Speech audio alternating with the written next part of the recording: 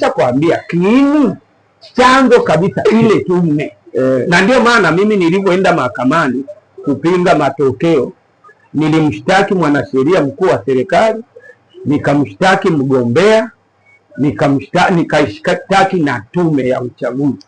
Lakini kwa ajili ya maandalizi ya kushinda kwa hila yalivyoandaliwa, hata kule mahakamani wametengeneza mazingira ambayo mtu akienda kuna kona fulani ionekane kama haki imetendeka, lakini kuna kona moja ambayo lazima ukafei.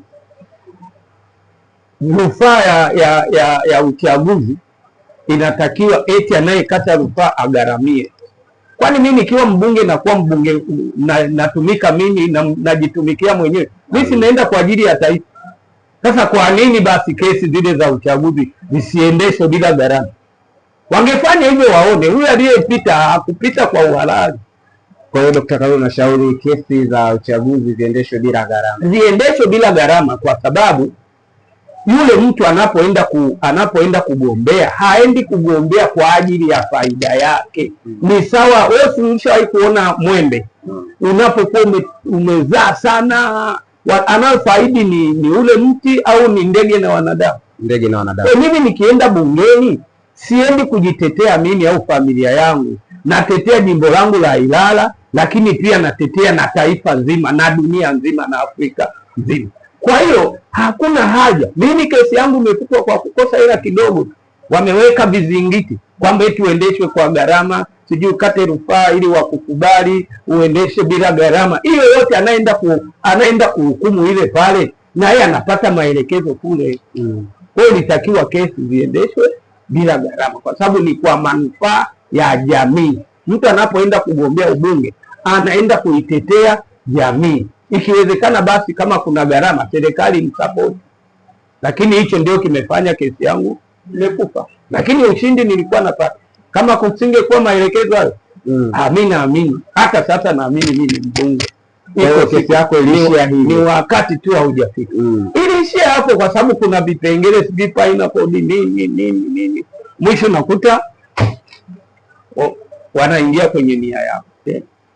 Sasa nije kwenye maandiko. Kuna sehemu fulani kwa Mathayo 27 kama sikosei 22, Mathayo 17:22 anasema si kila mtu aniitaye Bwana Bwana atakayeingia katika ufalme wa mbinguni, bali watendao mapenzi ya Baba yetu aliye mbinguni. Unajua chama ni sawa na jarife. Nikisema jarife unalijua? Sijui. Lile kokoro ambalo wavuvi wanaenda wanatupa. Sasa likitoka nje ndio unakuta humo kuna konokono, kuna kinyonga, kuna samaki, kuna nyoka. Kwa hiyo hata kwenye ACT tulikuwa na nyoka. Kwa hiyo tukaja kumuona. Umeona? Kwa hiyo hata hawa vinara ambao wameunda serikali wana watu wao wanawatuma kwenye vyama pinzani. Na hao ndio wanakuja kutuletea migogoro. Kwa hiyo mimi naweza, kwa sababu umezungumzia ACT Wazalendo ambacho ndio chama changu, mimi nasema huyo aliyeenda kupinga alikuwa ndiye nyoka aliyetumwa na CCM. Na kwa sababu huo ni mpango ambao kinara wao alijua akimuweka Luhaga Mpina au huyo tuliyetoka kumzungumzia hawezi kufua dawa. Kwa hiyo yeye kwa sababu yeye ndiye ameshikilia mpini akaamua kutumia dola. Si nimeshakwambia toka mwanzo. Akaamua kutumia dola kuwazuia wenzie wasigombee uchaguzi. Sasa atawazuiaje? Lazima atume magugu.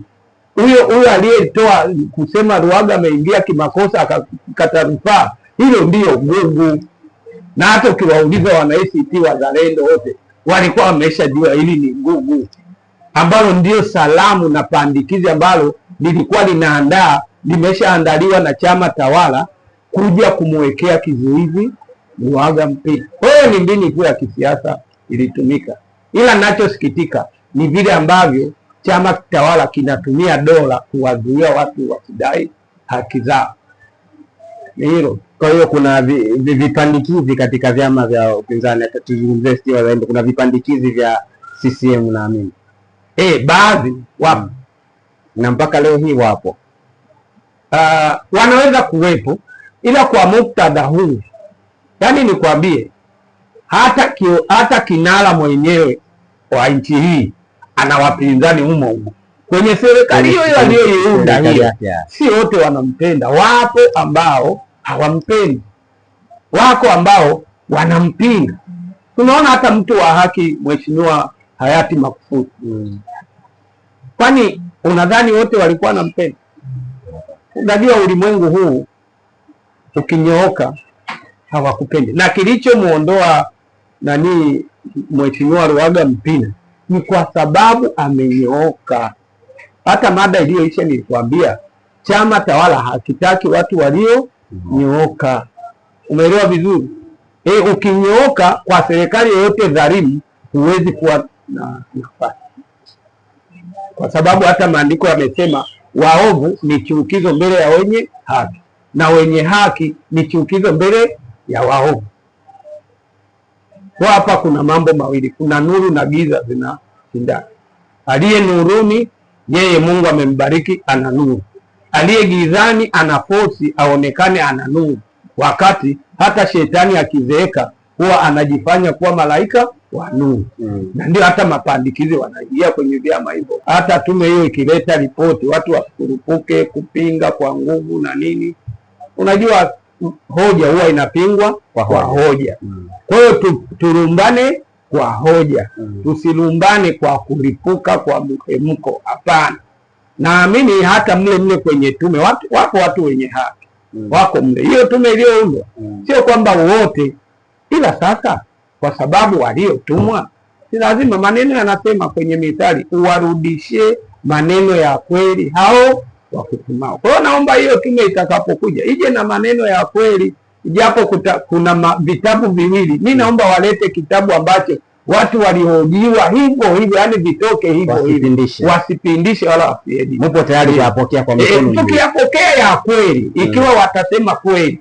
Sababu hata mimi mwenyewe ni shahidi, hizo vurugu nilikuwepo kwenye uchaguzi, nilikuwa mbunge na gombea ubunge. Kwa hiyo nikiona kinachozungumziwa kilichotokea kwenye jimbo langu ndicho hicho kimeongelewa, kama tapata nafasi nitasuggest.